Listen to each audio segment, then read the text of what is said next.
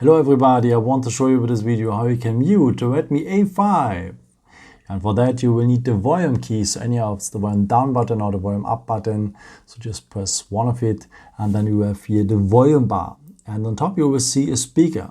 Let me tap it again here. And if we tap here now on the speaker, we have the chance to mute the phone or to put it on vibration.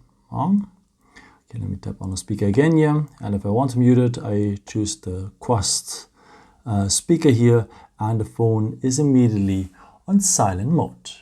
Yeah, I hope I could help you with this video and answer your question. And yeah, maybe if you want, you can leave me a nice comment or give me a thumbs up. That would be very helpful for my videos. Thank you so much for. And yeah, I've created also some other videos if you're interested in with some more tips and tricks and so on. I can also subscribe me if you don't want to miss a new video and so on. I'm sorry. Thank you so much for your support, and yeah, maybe the next time. Ciao.